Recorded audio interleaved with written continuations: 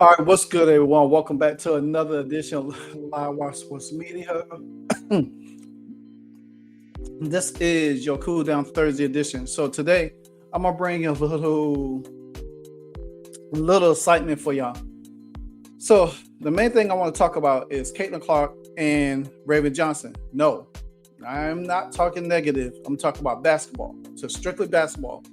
How Raven Johnson's defense can help Caitlin Clark offense and how Caitlin Clark's offense can help Raven Johnson's defense. So I was doing a little research, and I like to bring information, research, and highlights and all of that stuff, because even though Raven Johnson got drafted at 10, we're not going to rehash none of that. We're going to move forward. But I do think as the season, as this team comes about, however they do between now and preseason and training camp. Now, I'm not saying Raven Johnson is going to come into the league and start locking people down right then and there. It's going to take her time to get acclimated to the way the WNBA plays. But statistical facts shows that Raven Johnson's defense is going to open up a lot of things for Caitlin Clark. Even Kelsey Mitchell. And while Caitlin Clark offense is going to benefit Raven Johnson when she's on the floor, she's going to get a lot of opportunities to score like she never did in South Carolina. So let's take a look at this real quick, because I want to give y'all a little something. So,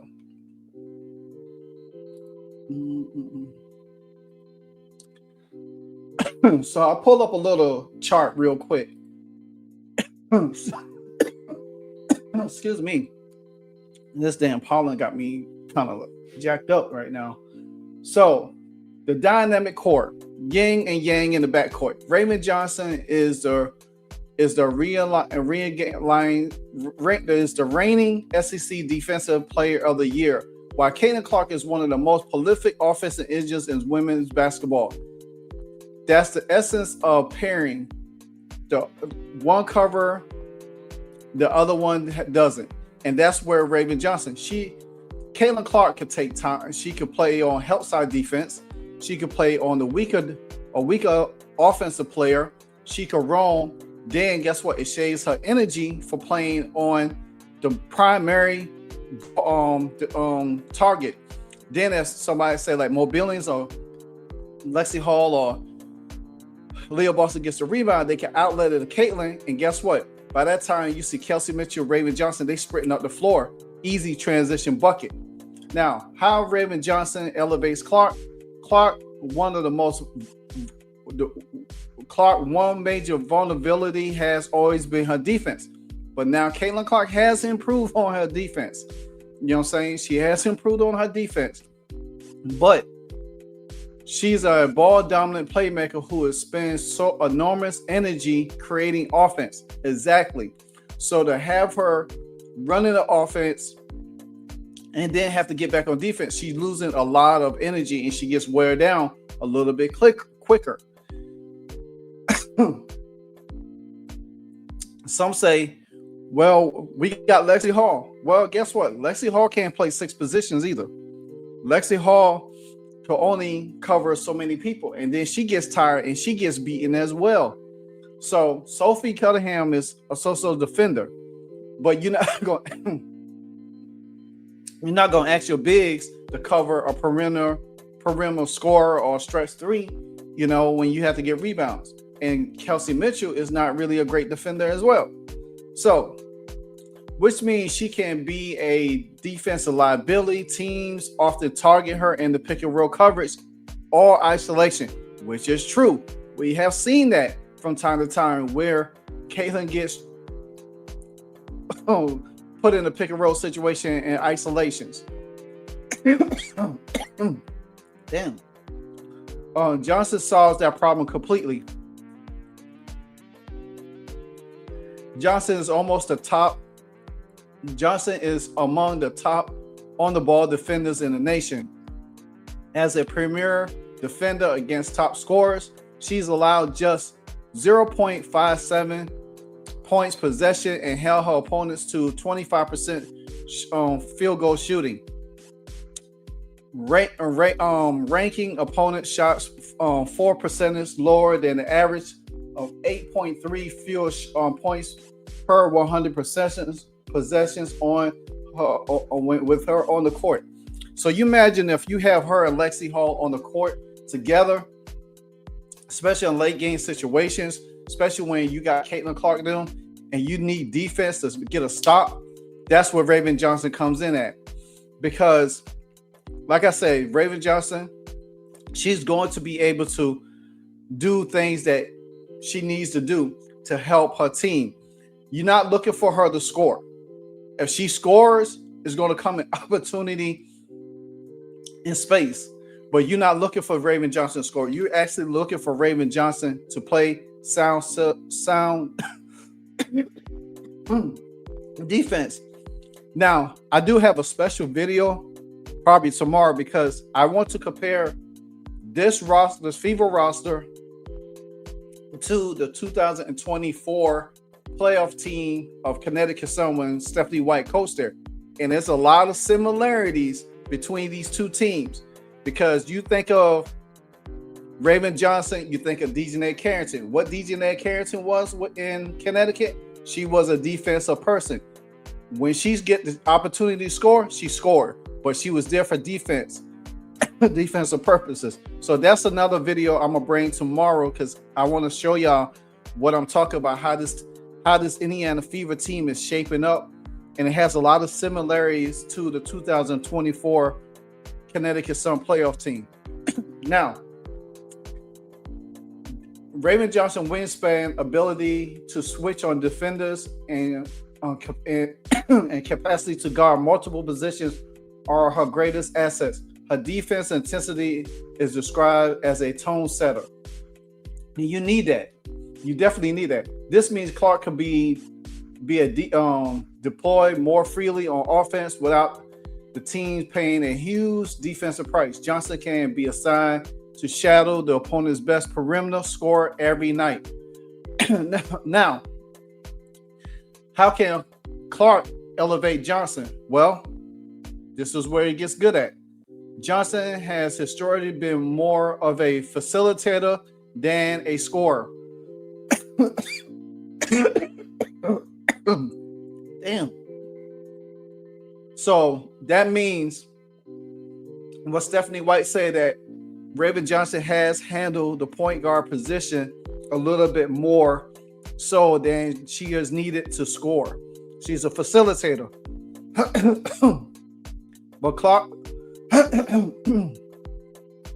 But Clark's gravity changes everything for her.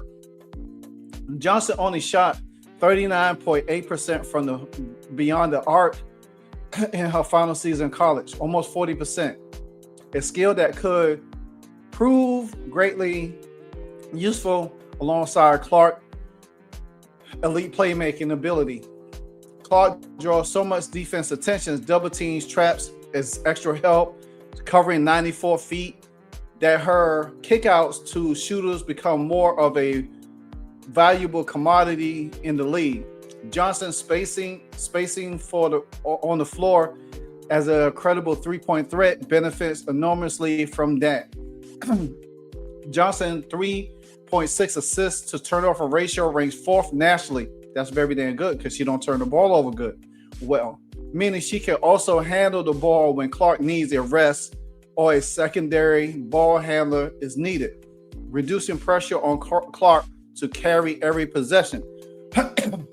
Exactly. You're going to see sometimes when Caitlin Clark off the floor, but Ty Harris will probably do that, but eventually, Raven Johnson will be able to do that. And then you can have Ty Harris spelling Kelsey Mitchell. But then if you put Raven Johnson and Caitlin on the floor, defense for offense, they get or defense and offense at the same time, guess what happens? Raven Johnson gets very opportunity to score from the three or slashing to the bucket or mid-range. So now the intangibles, there's clearly a sense of respect between them. Both Clark and Johnson are high competitive, and having both in the same practice environment will sharpen each other's skill set daily. Now, Leo Boston, who played with Johnson at South Carolina and then Clark as a teammate, had noted that the fan base tends to have more beef than the players themselves due to these two things that work themselves out. In short, Johnson is a premier stopper who gives Clark the freedom to gamble on offense and be more creative without defensive consequences. Clark is the offensive maestro, while whose gravity opens up, especially exactly the catch and shoot opportunities Johnson has refined into her weapon. It's generally smart roster construction. Now, with that being said,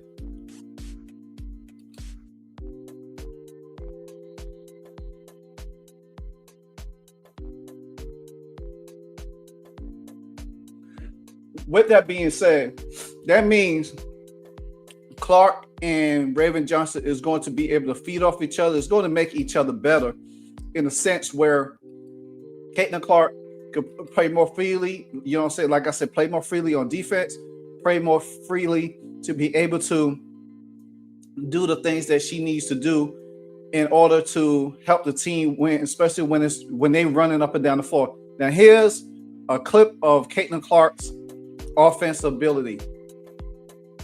And then we'll move on to Ravens defense.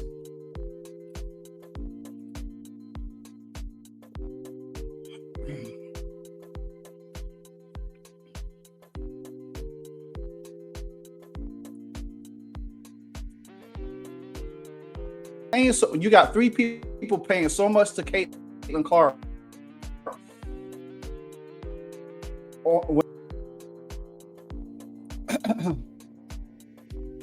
And she's already looking ahead. Look, and there you got Leo Boston right there. Step spin.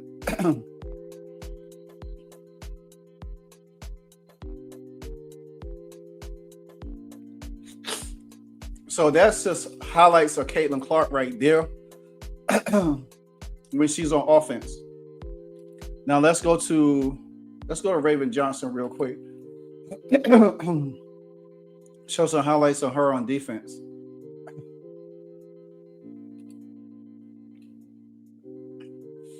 But to me, like I said before, I think it's going to be a great thing for both of them to feed off each other. It's going to make each other better, you know, and it's going to be one of those things that you have to, with all the other guard weapons outside. Oh, come on.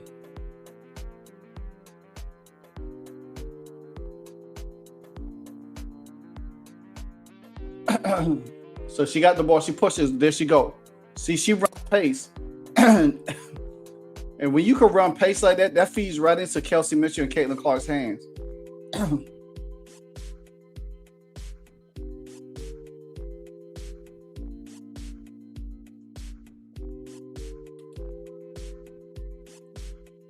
Trying to see, I'll get a little speed up right here real quick.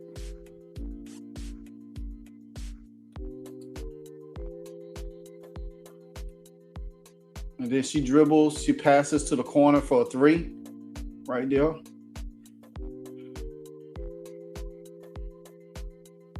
I would love to see Caitlin get, like, if Raven's on the floor with her, I would love to see Caitlin get some more catch and shoot. There's Raven right here by herself. And then she gets a three. Boom. And you know, if Caitlin's out here, Raven's running right here, that's an easy three for her all day long.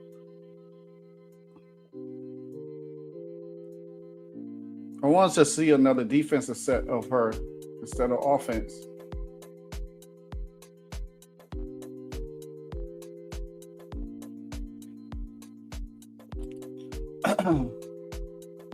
But anyway, like I said, I think between Caitlin Clark and Raven Johnson, defense for offense is one of the things that you have to look to as a competitor, because the Indiana Fever does need a lot of defense. like I said, Lexi Hall can't be the only defender, because guess what? With Raven Johnson on the floor helping Lexi Hall play defense, guess what? That opens more opportunity for Lexi Hall to get her offense off. So I think, and overall, it all helps out, because the more you have perimeter shooters, people say that the Fever don't have a lot of perimeter shooters. Well, you got to think of it. Maisha Hines-Allen can shoot from the outside from the three. Monica Billings can shoot from the three. You got Justine Posada. She makes the team. She stretches the floor. She definitely shoots the three. She has the highest percentage. So her and Sophie Gahan will have the highest percentage of the team. And then you got Caitlin. You got Ty Harris, and you got what's the girl name? Kelsey Mitchell. So with that being said, you have them in a position to be able to knock down these open shots. And that's what you want, because then that takes the pressure off Caitlin Clark, where she could razzle dazzle, and then she could feed Aaliyah Boston in the paint. It's going to help Aaliyah Boston percentage to get up. People say, well, this team is going to be slow because of Stephanie White. This team is not built to be slow. That's the thing about it.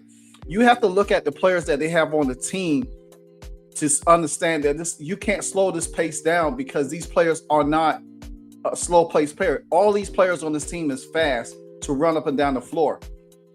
There ain't no Natasha House. There's no DeWanda Barnes. There's no Sid Colston's on the team, or Katie Lou Samuelson's on the team. This team is built to be fast, and you got to look at every individual on this team and see what they do. They love to run up and down the floor. Point blank, there it is. Now, let me know what you think about the offense-defense comparison. Well, the offense and defense, where Raven Johnson can help out Caitlin Clark. Caitlin Clark can help out Raven Johnson. Like I'm described. Sorry, guys, for coughing, but this allergy got me crazy right now. Anyway, I hope this video did y'all well. Got y'all some good info. But like, comment, subscribe. Until the next episode. This is your Cool Down Thursday edition of Live Wire Sports Media. And if it ain't live, it is The Wire.